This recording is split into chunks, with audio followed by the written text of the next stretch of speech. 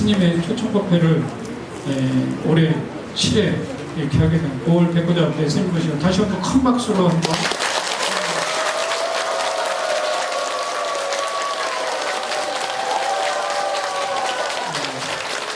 소중한 나 무량한 행복 소나무입니다 라는 세상에서 가장 소중한 것이 무엇일까요? 강호 스님께서 늘 이렇게 질문하면 세상에 가장 소중한 게 무엇이에요? 나요. 바로 나 자신입니다라고 잘 아시네요. 나 자신이 세상을 살아가는 목표는 그럼 무엇일까요? 그건 모르죠? 행복이라고 강호 스님들 말씀하십니다. 모든 사람은 행복해지기를 원한다고 하잖아요. 행복은 바라기만 한다고 이루어지는 것은 아니다. 행복은 멀리 있지 않습니다. 그래서 그 광호 스님께서 행복의 불교TV 소나무 진행을 하고 있는 광호 스님 어쨌든 책도 많이 내시고 했는데 광호 스님께서 여러분에게 행복해지려면은 언제나 복을 지어라 라고 이렇게 말씀하십니다. 선업을 지어라, 공덕을 쌓아라 라고 말씀하시는데 스님의 간단한 프로필을 말씀드리면 책과 명상을 좋아하는 수행자, 방송과 유튜브, 강연 등을 통해서 고민 많은 사람들과 만나며 종교를 초월해 행복의 메시지를 전하는 소나무 스님. 마치 옛날 이야기 같이 재미있고 감동적인 설법, 귀에 쏙쏙 들어오는 강의로 사람들이 가슴에 큰 울림을 주고 있습니다. 학창시절에는 삶과 죽음, 진리에 대해 고민하며 철학자를 두고 꿈꾸기도 했습니다. 손에 잡히는 대로 탐독하던 책들 속에서 마음을 밝히는 지혜의 말씀들을 접하고 문득 깨달음을 얻고 싶어서 19나이에 합천 해인사로 출가하셨습니다. 좌충우돌 설익은 절집 생활 속에서 좋은 스승과 좋은 도반들을 만나서 귀중한 가르침을 받았습니다. 어쨌든 몇 년 동안 선원을 다니며 참선생에 집중했는데 그토록 찾던 깨달음은 보지 못했지만 그래도 마음속에 항상 걸려있던 이래 답답 중에 사라지고 가슴이 시원해지는 체험을 했다고 하십니다. 여러 사찰에 불교 대학에서 강의하다가 우연히 부탁받은 것을 인연으로 비태년 설법을 시작하게 됐는데 강호 스님의 소나무 소중한 나 무량한 행복을 5년째 진행하면서 시청률 1위 프로그램을 이끌었고 유튜브를 금방 스님께서도 저랑 차담하면서 말씀하셨는데 요즘에 유튜브 시대라 그래요. 저는 너무 인기가 있어가지고 유튜브 하기를 안 합니다. 그렇지 않아도 인기 있었기 때문에 유튜브 하면 이 법당이 좁아버려요. 그래서 유튜브 하는데 요즘에는 저 강원도 또는 저 지리산 삼보자 유튜브만 하면 이렇게 많은 분들이 찾아온다고 합니다. 그래서 유튜브를 통해서도 큰 사랑을 받고 있는데 닦을수록 늘 부족함을 느낀다는 스님은 여전히 안으로 사유하고 밖으로 관찰하면서 세상을 소통하는 수행자로 살고자 하십니다. 오늘 어렵게 더운 날씨에 이렇게 강호 스님 함께 하셨는데 여러분들 좋은 시간 되시고 좋은 날 되시고 행복하시길 바랍니다. 고맙습니다. 잘 들리시죠? 네. 제가 광주에 1년에 한두 번 정도 오는데 올 때마다 너무 좋아요. 그래서 또 오늘 보은사 우리 주지스님께서 저 작은 절인데 그냥 좋게 봐주고 와달라 하셔서 저 진짜 작은 줄 알았어요. 근데 겁나 크더라고요. 오늘 법당들 이렇게 꽉 차고 진심으로 반갑습니다. 날씨가 좀 덥죠? 네. 근데 제가 더운 게 좋아요. 여러분 제가 작년인가 코로나에 걸렸었는데 이 코로나에 걸려서 뒤에 잘 들리세요? 네. 마이크가 안 나온다고 걱정하시네요. 이걸로 쓸까요? 쓰네? 자, 더 잘 들리세요? 네.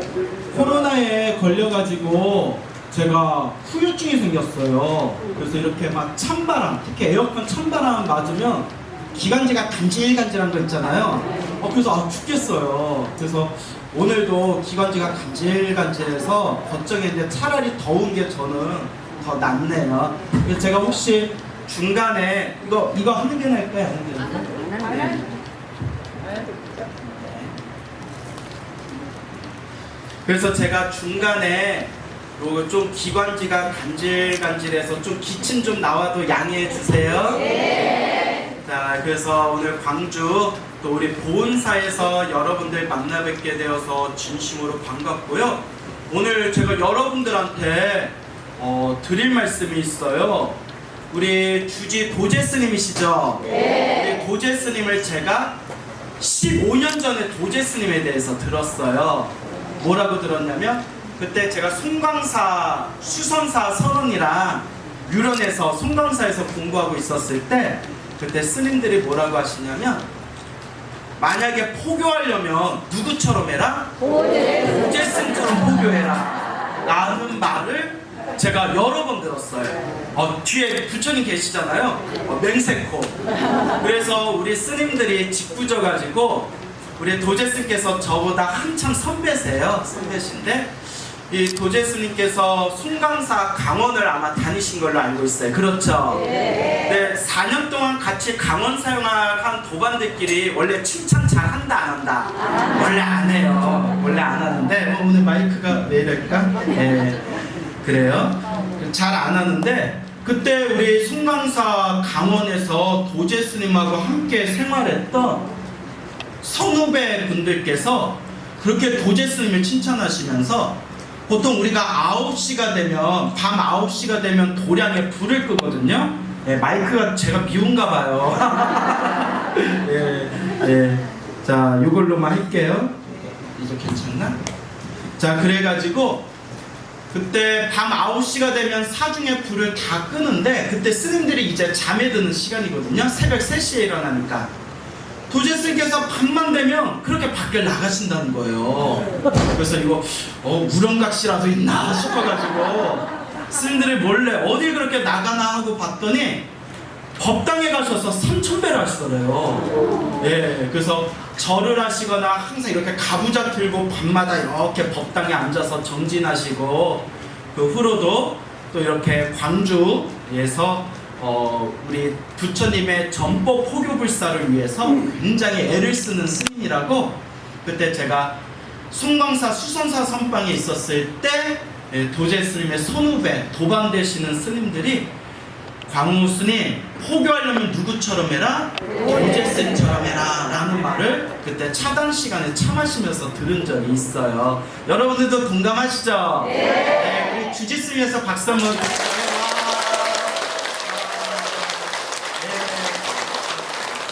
오늘 밥 맛있는 거 주세요. 자, 이제 제가 하고.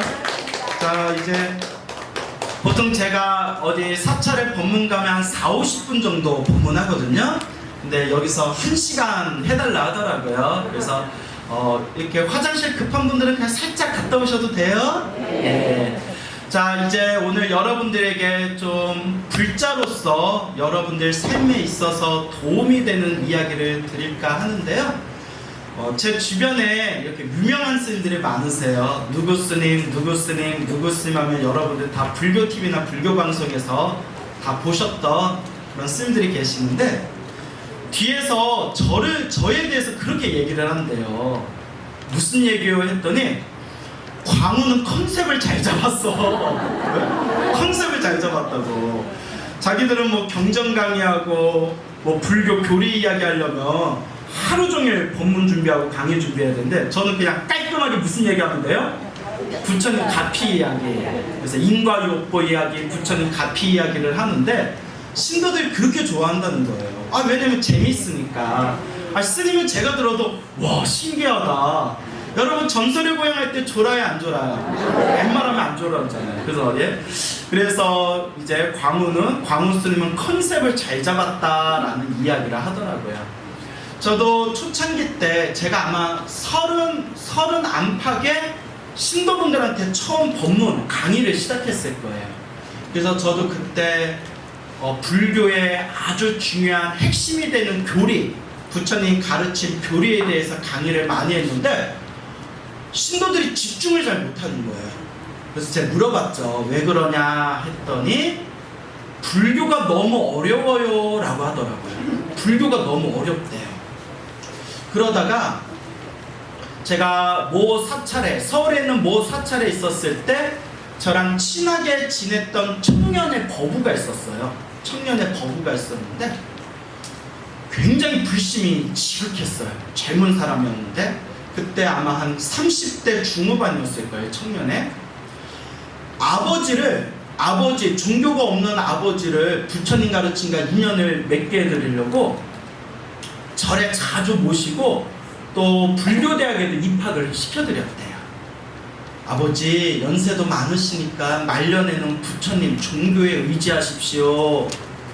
그러니까 아버지께서도 평상시에 그 불교에 좀 관심이 있으셨대요. 종교에 관심이 있었는데 몇 개월 정도 절에 다니시다가 아들아 나 그냥 성당 다니련다 이러더래요. 어디 다니련다? 예, 성당 다니련다. 아 왜요?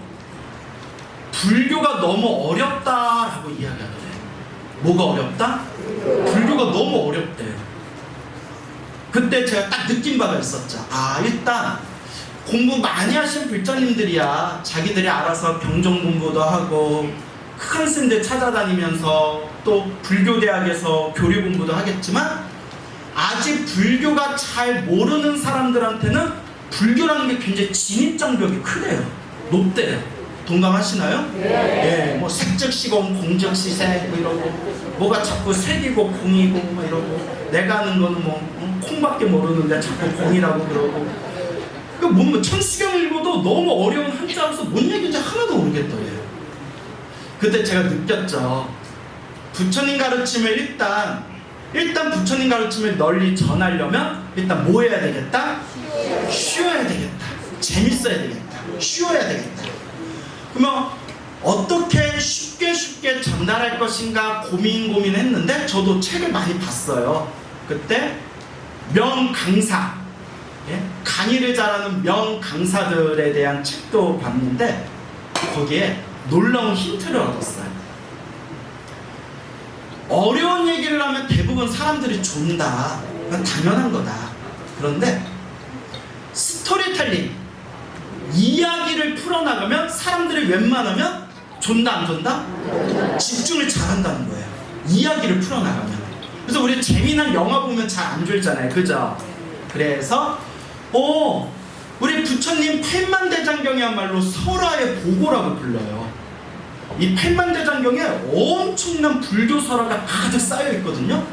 평생을 울고먹어도 끝이 없는 정말 뭐 탈무드라든가 이소무화라든가 뭐 그동안 우리가 봤던 무슨 전설의 고향 그 이상가는 신비하고 재밌고 놀라운 이야기들이 어디에 다 있다? 팔만대장경에 다 있어요.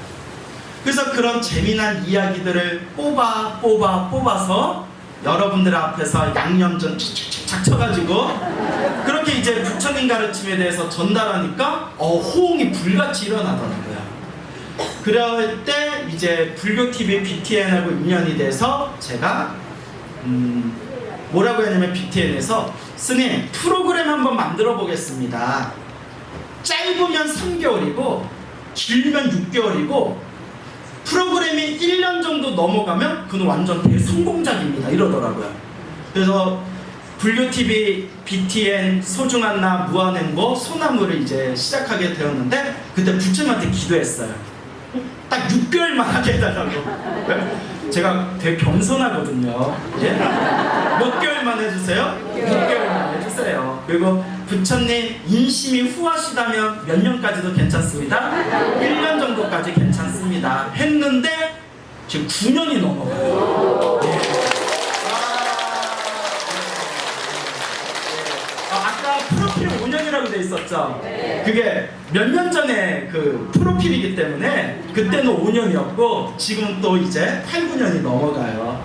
그래서 BTN에서도 스님 단독 쇠법 프로그램 중에서는 아주 최장수 프로그램이다라고 말씀을 하시더라고요. 근데 제가 항상 이 소나무라는 프로그램에서 여러분들한테 늘 드리는 이야기가 있잖아요. 수많은 불교 설화와 수많은 우리 불자님들이 체험했던 가피 이야기를 전해드리는데 다들 좀 들어보셨죠? 네. 항상 제가 하는 이야기의 핵심이 인연법이에요. 무슨 법? 인연법. 다른 말로 우리 중생들이 살아가는 삶의 표현으로 말씀드리자면 인과 업보예요. 내가 지은 업은 누가 받는다? 내가 받는다는 거예요. 그래서 우리 불자님들 항상 저를 찾아오시면, 여러분들 저를 찾아오시는 불자님들이 대부분 좋은 일로 찾아올까요? 안 좋은 일로 찾아올까요? 자기들 편할 때는 안 찾아와요. 뭔가 힘들고 답답할 때 아니 스님들이 뭐 답이라도 좀 던져주실까 해서 찾아오는 분들이 많은데, 다 이제 사람들 중생들 사는 모습이 비슷비슷해요. 저 찾아오시는 분들이 대부분 일이 잘 안 풀려서, 그래서 딱 3가지로 요약돼요. 돈 문제, 그러니까 경제적 문제, 그다음에 건강 문제, 그다음에 가장 많이 힘들어하시는 게 가족 문제. 특히 뭐 자식들이 잘 안 풀린다든가, 남편이나 아내와 서로 조금 마음이 잘 맞지 않는다든가. 근데 여러분 저는 19살에 출가했거든요. 연애를 못 해봤어요. 씁쓸한데. 그러다 보니까 저한테 이제 뭐 부부관계라든가 그런 어떤 그 부부 생활에 있어서 서로 힘들고 답답하고 괴로운 일들에 대해서 저한테 물어보시니까 제가 대답을 해요, 못해요? 근데 뭐 아는 게 있어야죠. 그래서 제가 밤새워서 열심히 봤던 게, 사람들에게 무언가 내가 도움이 되는 얘기를 해야 되고, 가정 문제 때문에 나를 많이 찾아오는데 내가 뭐 가정에 대해서 부부 생활에 대해서 알아야 뭐 대답을 해줄 수 있을 거 아니에요. 그래서 정말 밤새워서 열심히 봤던 게 사랑과 전쟁이었어요. 네? 사랑과 전쟁. 그래서 사랑과 전쟁 보니까 제대로 된 가정이 나와요, 안 나와요? 안 나오잖아요. 어디서 희한하게 이상한 집만 찾아가지고 나오잖아요. 그때 느낀 게 결혼 안 하길 잘했다. 자, 이렇게 답답하고 힘들어하는 분들이 많이 찾아오시는데, 내가 이분들에게 어떤 이야기를 해줘야 될까? 결국은 부처님 말씀에서 찾아야 돼요. 그렇죠? 우리는 불자고 부처님 제자잖아요. 결국 내 얘기가 아니라, 물론 나도 말을 술술 풀어가지고 좋은 말, 달콤한 말을 던져줄 수 있지만, 나를 찾아온 그 중생의 근원적인 괴로움, 고통, 문제를 해결해야 되잖아요. 그래서 부처님 가르침과 큰 스님들 법문을 통해서 어떻게 해야 우리가 인생을 살아가면서 이 힘들고 괴롭고 답답한 근원적인 고통을 해결할 수 있을까를 찾았는데, 첫 번째 답이 깨달아라. 깨달음을 얻어라.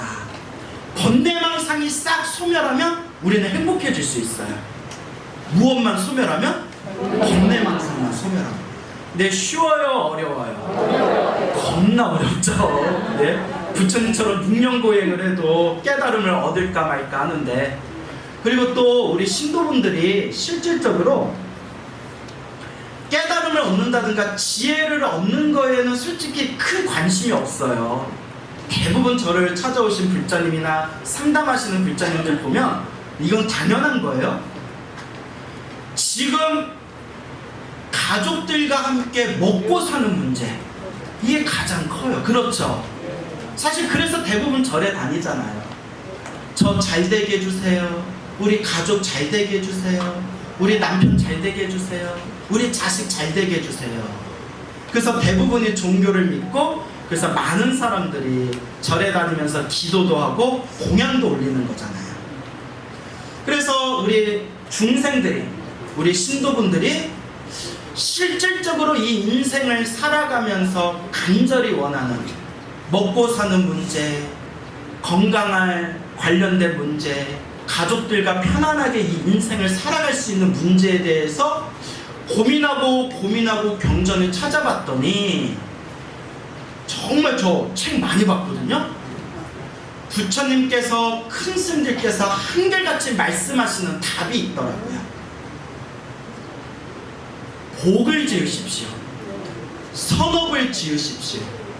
공덕을 닦으십시오. 행복도 불행도 누가 지은 업이다? 내가 지은 업이래. 이건 제 얘기 아니에요. 부처님 경전에 나오는 말씀이에요. 그리고 큰 스님들이 한결같이 하신 말씀이, 중생은 다 복대로 살아간다.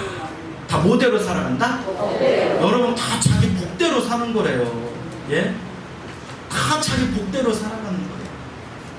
사람들이 저를 보면 그렇게 하는 얘기가 귀염 생겼다. 귀엽게 생겼다는 얘기 많이 들어요. 맞죠? 그래서 전생에 누가 진복이에요?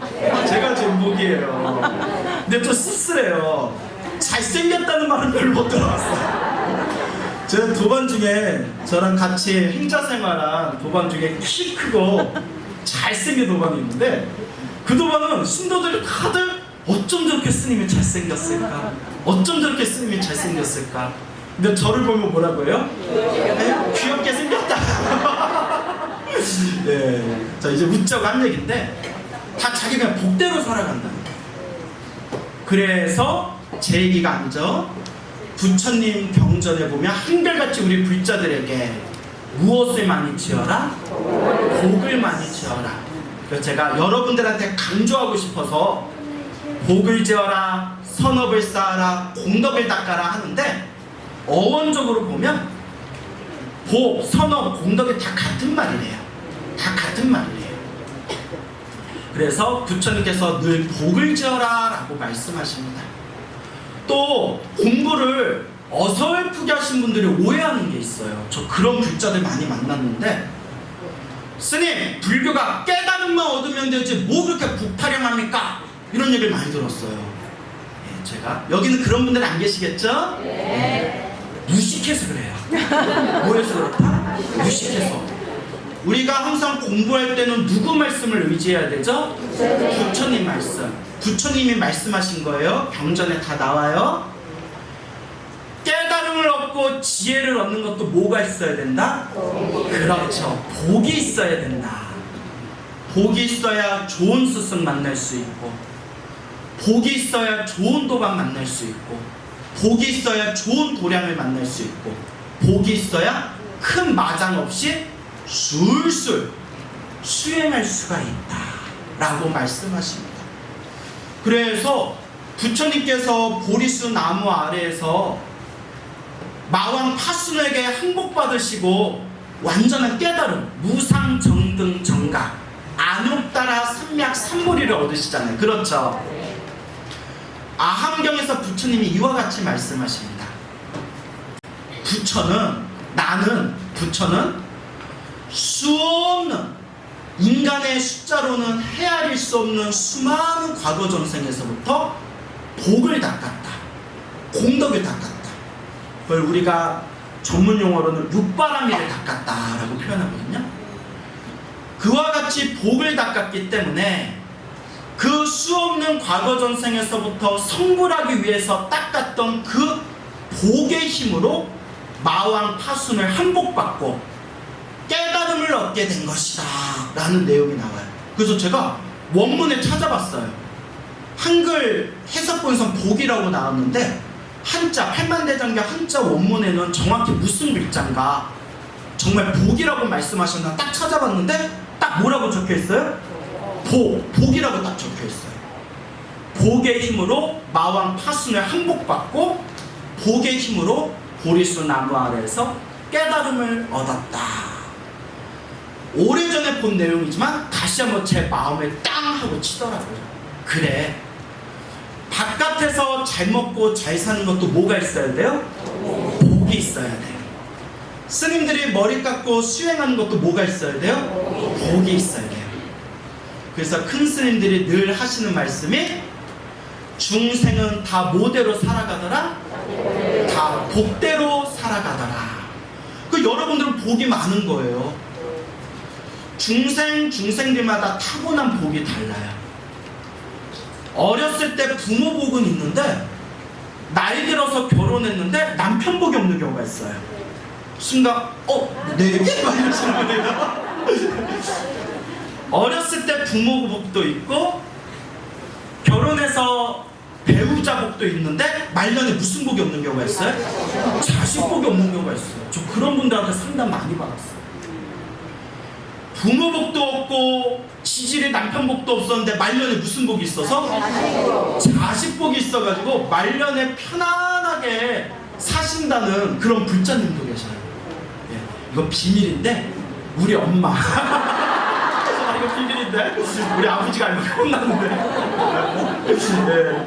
그래서 저희 아버지가 스님 것 아시죠? 네. 저 낳고 저 초등학교 때 출가하셨는데 어머니께서 이제 홀몸으로 이제 사시다가 제가 19살에 출가한다고 그때 대성통곡을 하셨어요. 그렇게 우시면서 하시는 말씀이 언제라도 힘들면 돌아와라. 네, 언제라도 힘들면 돌아와라 하셨는데 지금은 뭐라고 하시냐면 내가 말년에 무슨 복은 있어서 아들 복은 있어서 이렇게 마음 편안하게 산다고. 제가 하고 싶은 얘기는 이렇게 중생들마다 타고난 복이 같다 다르다 다 달라요. 그래서 따라해보세요. 업보차별. 업보차별이라고 해요. 그러니까 건강복이 있는데 재물복이 없는 사람들이 있어요. 건강복도 있고 재물복도 있는데 가정복이 없는 사람들이 있어요. 건강복도 있고 가정이 화목한 가정복도 있는데 항상 돈이 딸리는 재물복이 없는 경우가 있어요. 저 아시는 거사님은 스님 저는 곰팡이 팔팔 풍기는 음식을 먹어도 배탈 한 번 안 났고, 예? 그러니까 그렇게 건강복도 있고, 그리고 그렇게 사람들한테 부모님한테 그렇게 사랑도 많이 받았는데 평생 무슨 복이 없다? 네. 가정을 이루는 복과 그리고 재물복이 없습니다. 또 이렇게 얘기한 분도 들었어요. 조금 더 힌트를 드리자면 여러분 어렸을 때 공부 열심히 한 학생들 본 적 있죠? 그렇게 공부를 잘해서 사람들이 주변에서 쟤는 서울대 갈 거야, 쟤는 최소한 연고대는 갈 거야 라는 소리 들었는데 이상하게 시험만 쳤다면 점수가 안 나오는 애들 봤죠? 공부복은 있는데 학교복이 없는 거예요. 이건 크리스님들이 하신 말씀이에요. 또 여러분 저도 그런 분 봤는데 공부도 엄청 잘하고 서울에 있는 가장 좋은 서울에 있는 법대를 들어갔는데 고시 시험만 치면 자꾸 떨어지는 거예요. 이거는 관복이 없어서 그렇대요. 무슨 복? 관복. 그래서 여러분 이건 제 얘기가 아니라 부처님께서 말씀하시기를 중생마다 태어날 때 자기들이 가진 복이 저마다 차별이 있대요. 업보차별.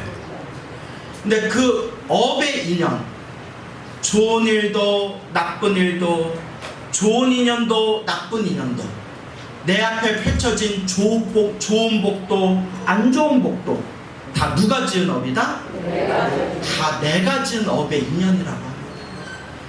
그래서 항상 불자님들께 드리는 이야기가, 또 땀 닦으려고 시원한 거 주셨네요. 와, 물이 줄줄 샜는데. 네, 아이고, 네, 여름에 이런 진짜. 자, 그래서 항상 제가 불자님들께 드리는 이야기가, 여러분 행복해지고 싶습니까? 그러면 결국 누가 지은 업의 인연이다?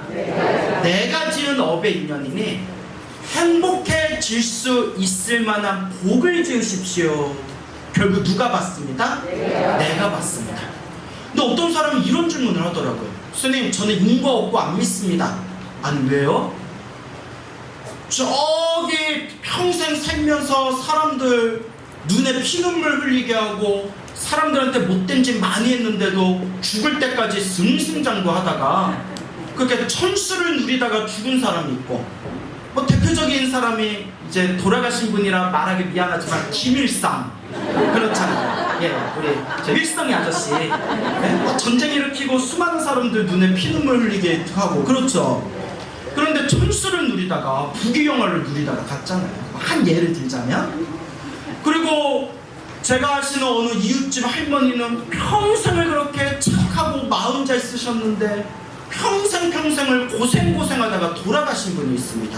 인과업보가 있습니까? 이런 얘기를 하시는 분들이 있어요. 근데 여러분들이 오해하는 게 있어요. 자, 따라해보세요. 삼세인과.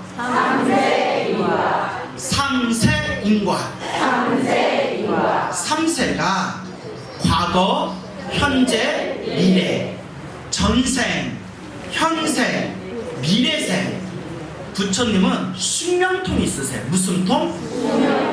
모든 중생의 전생을 다 꿰뚫어 보시고 미래 세상에 어떤 업을 받을지를 완벽하게 꿰뚫어 보신대요. 그래서 부처님께서 하시는 말씀이 지금 나쁜 짓을 하면서도 평생 편안하고 즐겁게 살았던 중생이 있다면 그만큼 언제 닦은 복으로 사는 것이다? 그렇죠, 여러분. 전생에 복을 많이 지었기 때문에 이번 생에 까먹고 있다는 거예요. 이번 생 그 복을 다 까먹었으니 다음 생에 어떻게 된다? 나쁜 세상, 악도에 떨어지거나 사람으로 태어나도 자기가 지은 그 까먹은 복과 자기가 지은 업보를 다 받아야 된다. 이번 생 정말 착하게 살았는데도 평생을 힘들고 답답하게 살았던 중생이 있다면 그만큼 언제 지은 빚을 지금 갚고 있는 것이다? 전생에 박복하게 살았다. 전생에 복을 까먹고 전생에 지었던 빚을 지금 갚고 있는 것이다. 이번 생 착하게 살았던 선업의 힘으로 어느 생에는 반드시 행복을 누리며 살아가게 된다.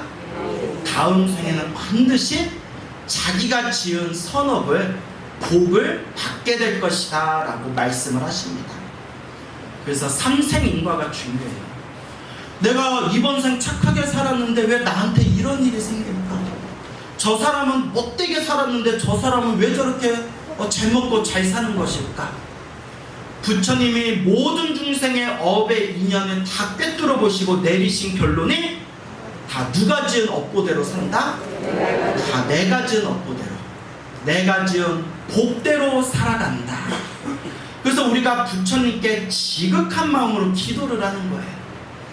거룩하신 부처님, 시작 없는 머나먼 과거 전생에서부터 지금에 이르기까지 알고 지었건 모르고 지었건 탐욕과 성냄과 어리석음에 물들어서 몸과 말과 생각으로 지었던 모든 죄업, 모든 악업, 제가 지은 모든 나쁜 업을 참회합니다. 이렇게 지극한 마음으로 기도해요. 그리고 제가 기도만 하면 기도빨이 약하다고 했죠. 들으셨나요? 제가 평소에 불자님한테 많이 얘기해요. 기도만 하면 기도빨이 약해요. 기도가 밭을 일구는 과정이라면 그 비옥해진 내 밭의 땅에다가 무엇을 심어야 돼요?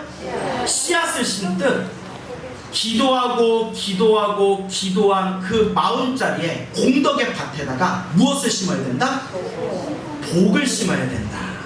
그래서 늘 불자님들께 기도하고 복을 짓고 공덕을 닦으면서 기도하십시오 라고 늘 당부의 말씀을 드립니다. 그래서 수없는 불자님들에게 제가 정말 기적같은 가피 이야기를 너무 많이 들었어요.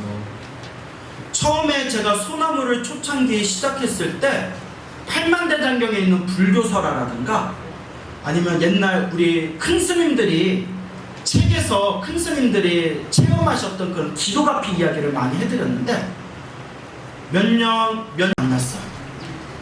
그런 얘기를 제 소나무에서 여러 번 했는데 기억나시나요?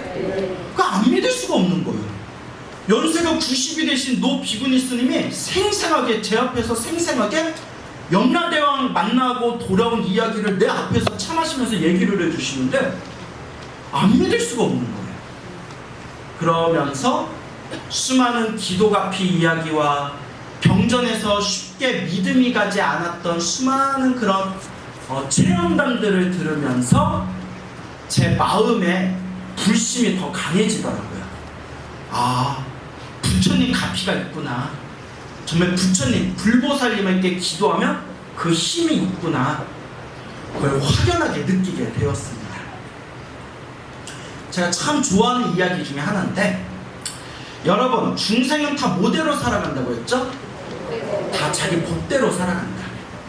그래서 저를 찾아오면서 힘들고 괴롭고 답답하다 하시는 분들한테 항상 드리는 이야기가 복을 지으십시오, 기도하십시오 라는 말씀을 항상 드려요. 불자님, 인생을 살아가면서 좋은 일도 나쁜 일도 내가 지은 업입니다. 지금 살아가면서 힘들고 괴롭고 답답하다면 그것도 누가 지은 업입니다? 내가 지은 업이고 누가 닦아야 됩니다? 내가 닦아야 됩니다. 그러니 간절하게 기도하고 복을 지으십시오 라는 말씀을 드립니다. 오래전에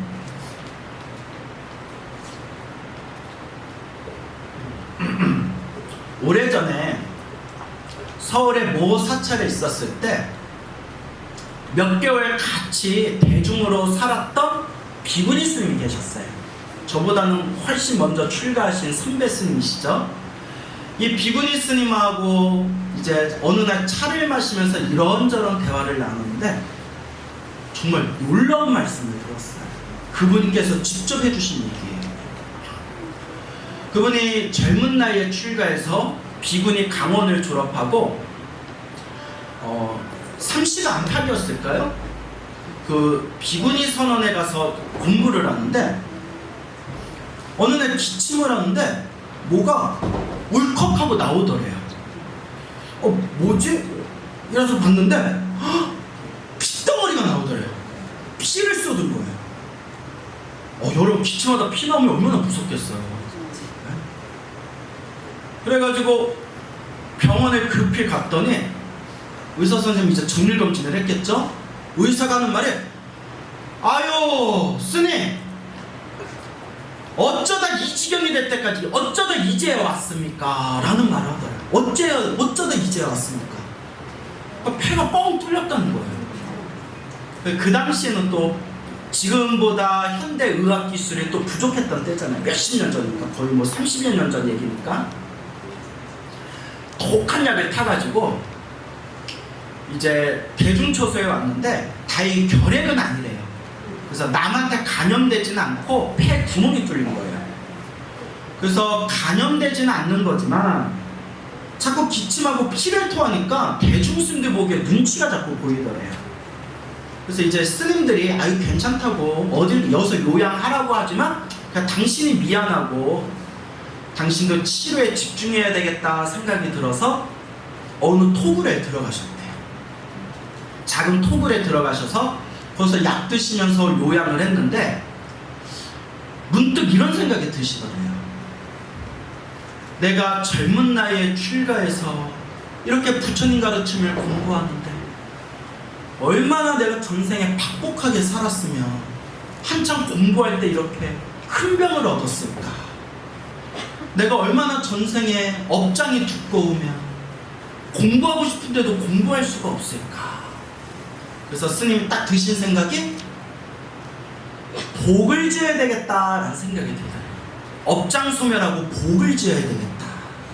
그래서 오대산에 있는 모 비구니 선방에 들어가서 3개월 안거 기간 동안 대중 스님들 공양주를 자청했대요. 옛날에는 스님들 그 몇십 명 되는 스님들 밥하는 게 되게 힘들었어요. 그렇죠? 다 스님들이 죄송합니다. 가마솥에다가 밥을 해야 되고 거기서 막 반찬도 해야 되고 엄청 힘들었대요. 한 30명 정도 되는 스님들 하루 세끼를 다 올려야 되니까. 그렇게 부처님 불전에서 부처님 제가 업장을 소멸하는 마음으로 제가 복을 짓는 마음으로 3개월 공양주 열심히 살겠습니다 하고 정말 복 짓는 마음으로 정말 열심히 공양주를 살았대요. 정말 열심히. 근데 너무 힘들었대요. 그 비구니 스님이 몸도 야리야리해요. 체구도 작고 야리야리 하세요. 그렇게 30여 명 되는 비구니 스님들 밥을 꼬박꼬박 밥을 짓고 챙겨드려야 되니까 너무 힘들어서 탈진이 될 것 같더래요. 그렇게 3개월에서 반철 정도, 약 한 달 정도 해제를 앞두고 몸이 완전히 이렇게 좀 탈진을 했대요. 아유 이러다 폐병이 아니라 공양주하다 이러다 먼저 죽지 막 이런 생각이 들더라고요. 너무 힘들어서. 그래서 이제 공양주 가마솥 이렇게 다 닦아놓고 다 후원 정리하고 당신 쉬시는 방에 딱 들어갔는데 너무 힘들어가지고 딱 이렇게 등을 벽에다 이렇게 기댔대요. 등을 벽에다 기대고 다리를 앞으로 쭉 뻗고 이렇게 무릎하고 허벅다리 좀 이렇게 주무르다가 너무 피곤해서 등을 벽에다 댄 상태에서 깜빡 이렇게 잠이 들었대요. 비몽사몽에 생생한 꿈을 꿨는데 당신이 이렇게 목욕탕에 있더래요. 목욕탕에 이렇게 옷을 홀라당 벗고 있더래요. 홀라당 벗고. 근데 이분이 이제 옷을 홀라당 벗고 목욕탕에 있는데 어느 비구니 스님이 목욕탕 안으로 쓱 들어오시더래요. 처음 보는 비구니 스님이. 그 처음 보는 스님이 요 옷을 홀딱 벗고 있는 요 공양주하고 있는 요 스님, 폐병 걸린 스님한테 다짜고짜 삿대질을 하더래요. 야! 이러더래요. 왜 그 더러운 걸 주렁주렁 달고 있어? 이러더래요. 왜 그 더러운 걸 주렁주렁 달고 있어?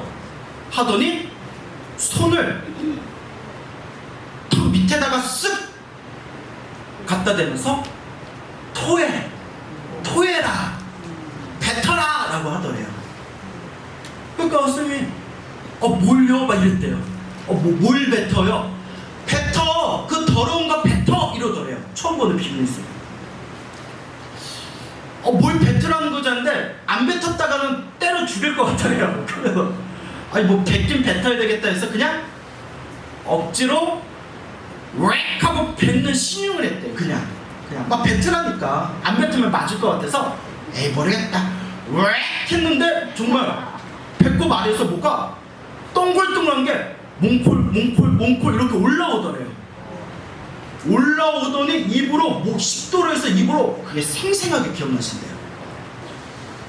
웩 하면서 훅 하고 뱉었는데 그분이 생생하게 기억나신다는데 동글동글한 달걀 있죠? 딱 달걀처럼 생긴 시뻘건 핏덩어리가 뚝 하고 떨어지더래요. 꿈인데도 너무 놀래서 어머머머 이게 뭐야 이러고 있는데 잘했어, 잘 뱉었어. 그런데 마저 뱉어 이러더래요. 마저 뱉어라, 잘했다, 마저 뱉어라. 마저 더 뱉으려는 순간 눈을 딱 뜬 거예요. 그때 뱉었어야 되는데. 하여튼 큰 거나 뱉었잖아요. 저한테 집중해 주신 얘기예요. 나도 들으면서 헐 대박 이러면서 나도 신기하잖아요. 스님이 나도 신기하더라고요. 몇 년 전에 들었던 내용인데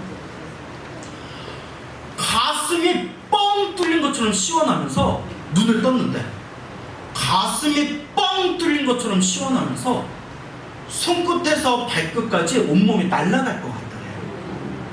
그리고 남은 한 달 동안 완전히 체력이 만빵이 돼서 탑진했던 몸이 완전히 충전이 돼가지고 남은 한 달여 동안 공양주를 잘 맞췄대요. 그리고 이제 병원에 또 뭐 몇 개월에 한 번씩 병원에서 정밀 검사를 받았대요. 약도 타오고 검사 받으러 딱 가서 결과가 나왔는데 눈치채셨죠? 의사가 깜짝 놀라면서 무슨 일이 있었냐고. 폐가 깨끗해졌대요. 그러면서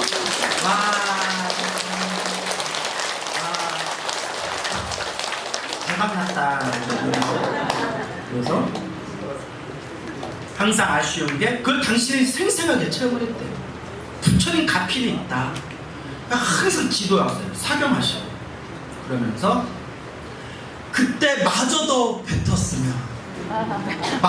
뱉었으면 당신 중노릇이 조금 더 편해졌을 텐데 업이 너무 두꺼웠는지 그거 마저 뱉으라고 했을 때 못 뱉은 게 너무 아쉽다라는 말씀을 하셨습니다. 너무 놀랍죠? 예. 그래서 늘 불자님께 드리는 이야기가 힘들고 괴롭고 답답할 때 뭐해라? 간절히 기도해라. 제가 이런 얘기를 수백 분한테 생생하게 듣다 보니까 내 마음의 불신이 안 커질 수가 없어요. 그러니까 저절로 그러니까 믿습니다가 되는 거예요. 부처님 믿습니다. 그렇게 수많은 불자님들이 힘들고 괴롭고 답답할 때 이와 같이 놀라운 가피를 체험하게 됩니다. 저 용인에 법륜사라는 큰 절이 있어요.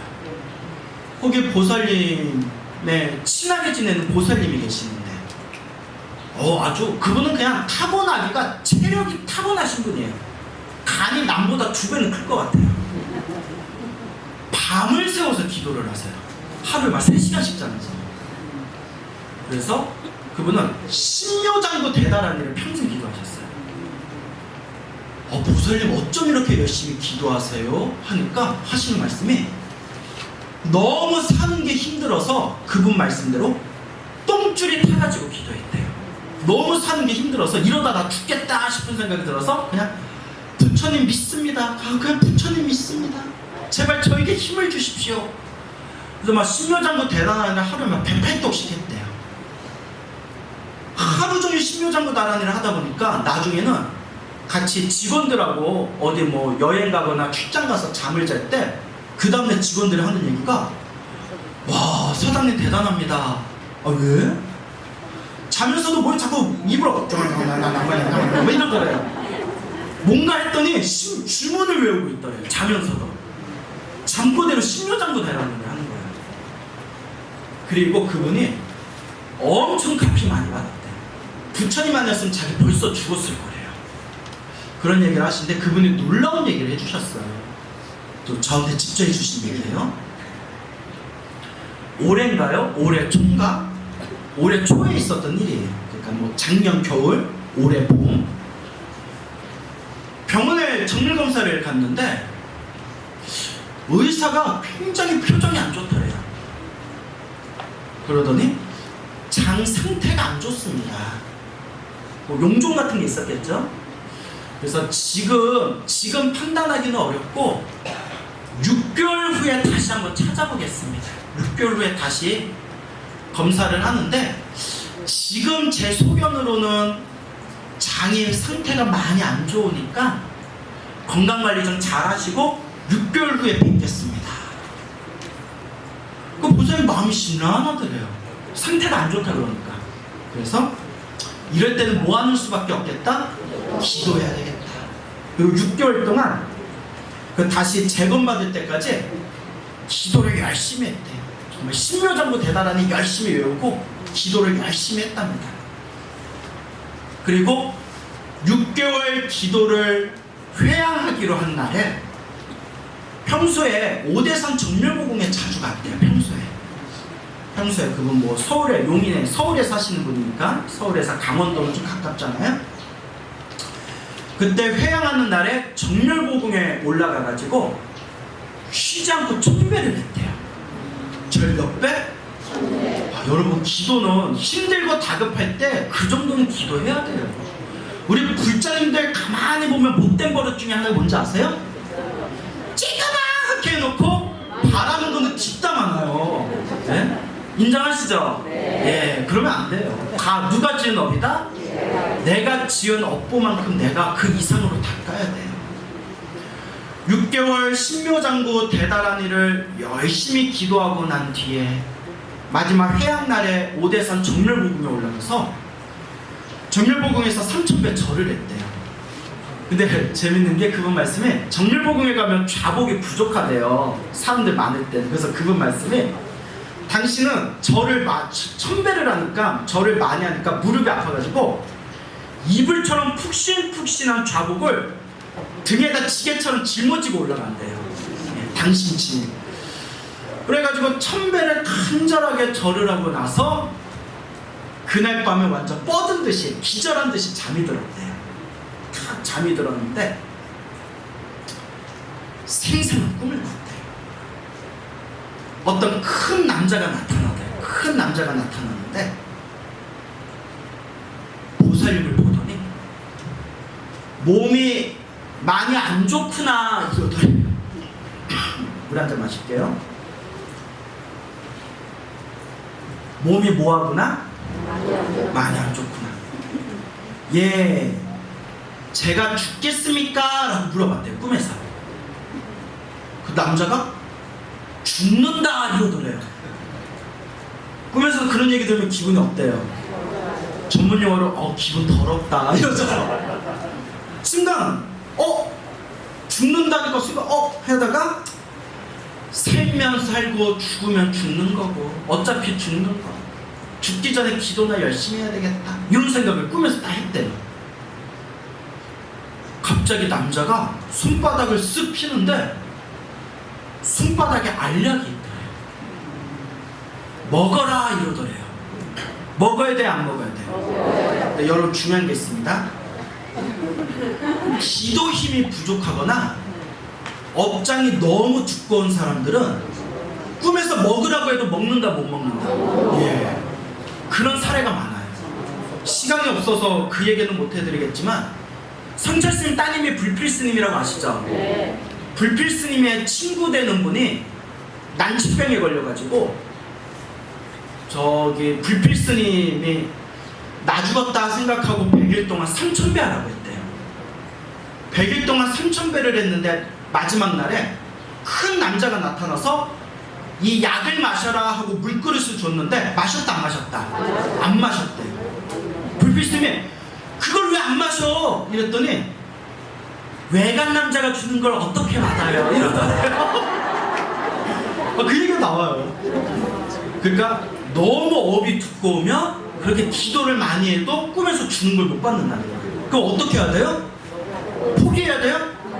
더 떡가야 되죠. 그래서 진주에 있는 어느 유명한 그런 절에 이렇게 추첨서를 써서 보내가지고 또 100일 동안 3,000배를 다시 시켰대요. 대단한 거죠. 100일 동안 매일매일 3,000배를 하는데 드디어 업장이 소멸하는 거예요. 온몸에 하얀 벌레가 줄줄줄줄 벌레가 빠져나가는 꿈을 꾸고 나서 그 병이 싹 나았대요.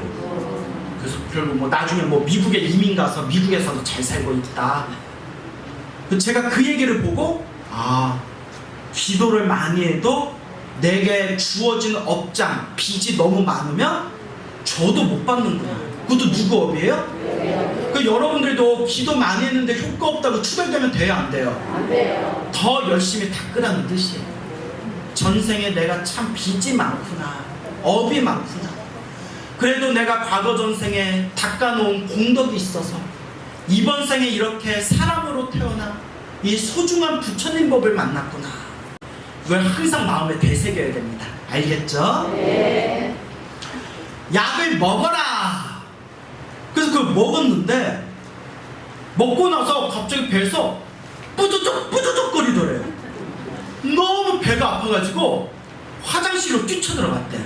그 약을 먹고 나서, 남자가 준 약을 먹고 나서 그 양변기, 화장실 양변기에 바지 벗고 딱 앉았는데 뱃속에서 천둥 소리가 꽉꽉꽉꽉꽉 소리가 나면서 뱃속에 있는 오만 더러운 게 그냥 물 수도꼭지에서 막 물이 쏟아지듯이 온 냄새나고 더러운 게 계속 쏟아져서 양변기에 그 더러운 게 막 넘쳐 흐를 정도였대요. 시원하게 싸고 나서 개운하다 하는 순간 눈을 딱 떴더니 뭐였어요? 꿈이었대. 그리고 너무 기분이 좋더래요. 속이 시원하고 기분이 좋더래요. 며칠 후에 병원에 가서 검사를 받았는데 의사가 뭐라고 하더라? 장이 깨끗하다고. 도대체 6개월 동안 뭘 드셨냐고 라고 해서 완전 그 6개월 전에 의사가 상태가 많이 안 좋으니까 관리 좀 잘하십시오 라고 했는데 다시 재검을 받았을 때 의사가 깜짝 놀랄 정도로 장이 깨끗해졌다라는 말씀을 저한테 직접 해주셨습니다.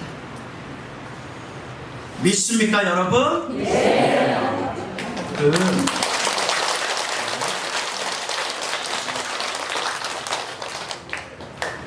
부처님 가피가 있어요. 이런 수많은 이야기 제가 불교TV나 유튜브에서 다 들으셨죠? 네. 그러니까 스님이 제가 들어도 믿음이 안 생길 수가 없어요. 직접 체험하신 분들이 말씀하시니까.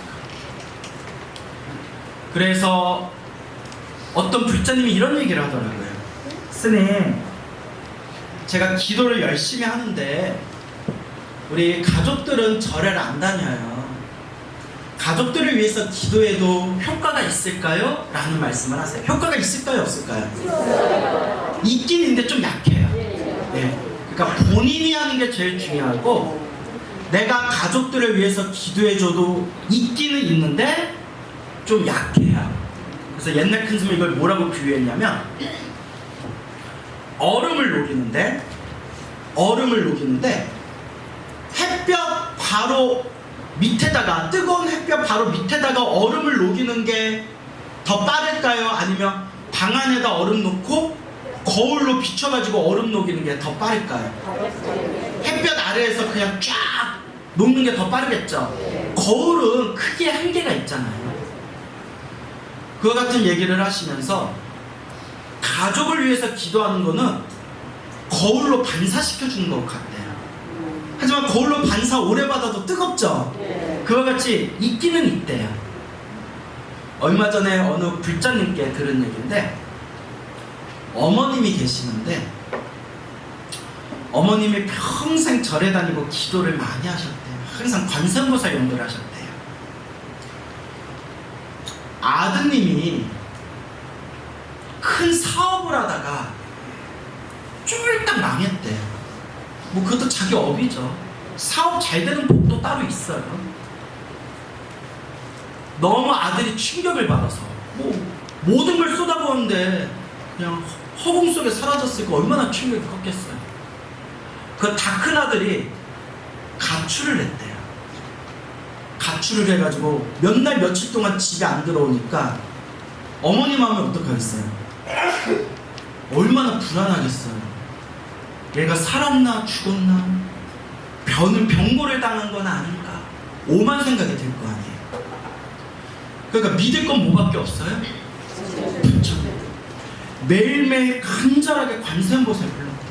간절하게 기도했대요. 근데 어느 날이었대요. 아들이 가출하고 며칠 지나고 나서 밤에 간절히 관세음보살 부르고 난 뒤에 잠에 드셨는데, 비몽사몽에 자기 머리맡에, 누워있는 머리맡에 누가 이렇게 앉아있더래요. 소라, 아들? 이렇게 생각했죠? 예, 아니에요. 뭐지? 인기척이 돼서 딱 봤더니 아주 곱게 생긴 할머니가 한복을 입고 아주 곱게 머리에 쪽을 져가지고 머리맡에 이렇게 할머니가 앉아 계시더래요. 할머니가, 쪽진 할머니가, 조선시대에 사극에서 보는 할머니가. 그 자기는 일어나지도 못하고 누구세요? 하는데 애기야 하면서 이렇게 머리를 쓰다듬어 주시더래요. 애기야, 다 큰 여자한테, 다 큰 할머니한테, 애기야 괜찮다, 걱정하지 말아라, 괜찮다, 아무 일 없다 하고 이렇게 얼굴하고 머리를 쓰다듬어 주시더니 사르르르 사라지시고, 딱 정신 차려봤더니 뭐였어요? 꿈이었어요. 내가 자꾸 이런 얘기한다고 또 꿈에 집착하면 안 되는데, 나는 기도하는데 왜 꿈을 안 꿔? 또 이래버리면 미치고 팔짝 뛰는 건데요. 그건 이제 마무리로 말씀드리고, 꿈이 너무 좋다라는 생각이 들었는데, 옛날에 아침에 이렇게 신문 던져주잖아요, 집에다. 거사님, 남편을 위해서 이제 신문 받아오려고 아침 일찍 현관문 딱 열고 신문 받으러 나가려는데, 현관 문 앞에 계단에 누가 앉아있어요? 아들이 주레한 모습으로 이렇게 앉아있고, 순간 관세음보살님 감사합니다. 꿈에서 할머니가 나타나서 아무 일 없다, 괜찮다 라고 하시더니, 관세음보살님 감사합니다 하고 우리 아들을 무사히 보내주셨구나 하고 아들 손을 이렇게 잡고 집 안으로 이렇게 데려왔다라는 얘기를 해주셨습니다. 박수를 많이 치시네요. 자, 제가 기도가피에 대한 이야기는 충분히 말씀드렸죠? 네. 더 궁금한 들은 유튜브로 찾아보세요. 그래, 왜 질문 하나 받을까요?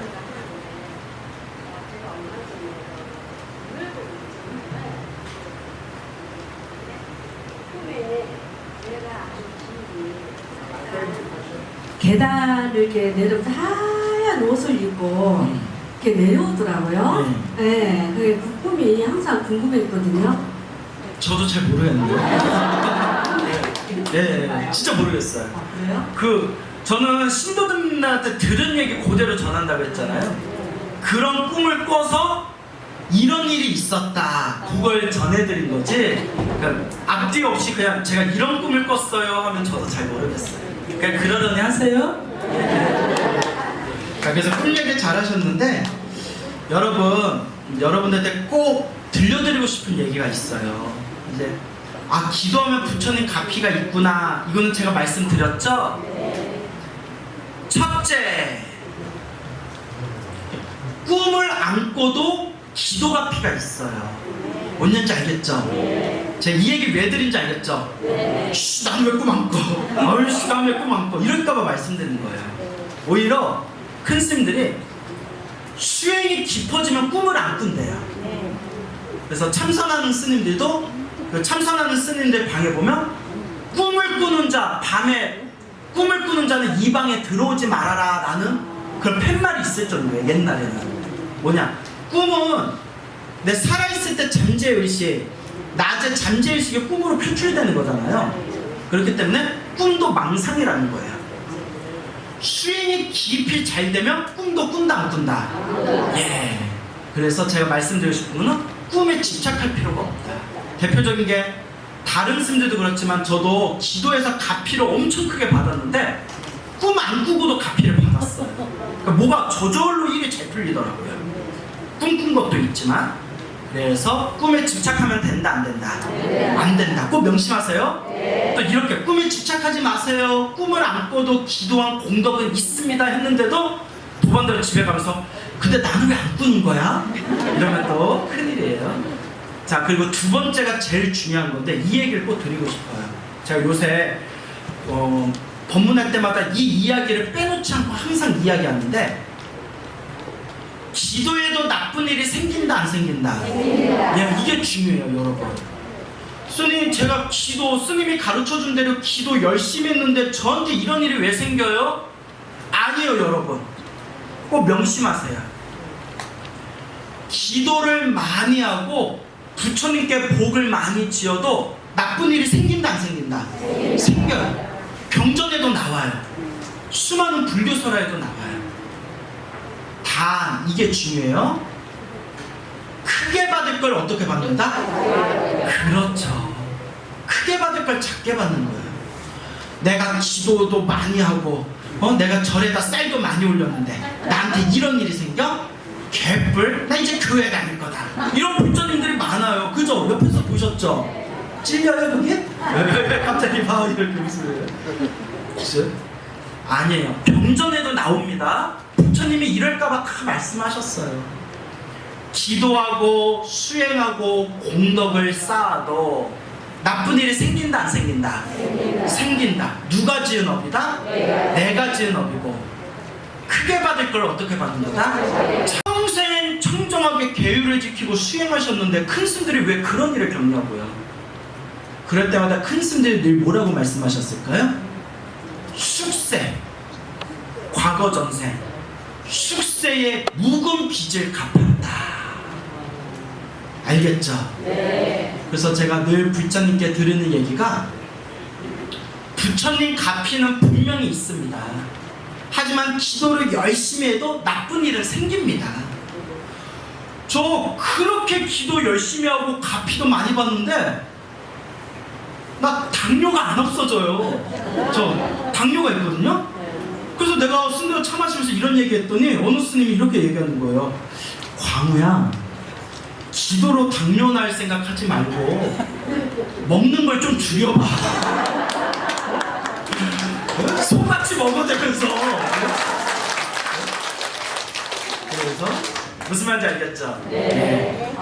그래서 제가 늘 불자님들께 드리는 이야기가 기도를 많이 할 때 나쁜 일이 생기는 것은 기도 효험이 없는 것이 아니라 크게 받는 걸 어떻게 받는 거다? 작게 받는 거고, 업장, 크게 받을 업장을 작게 소멸하고 있는 과정이다. 열심히 기도하실 때마다 안 좋은 일이 생겨서 마음에 흔들림이 생긴다면 꼭 명심하십시오. 자, 합장하시고 한 구절씩 따라하세요. 시작 없는 옛적부터 제가 지은 업보가 얼마나 많겠습니까?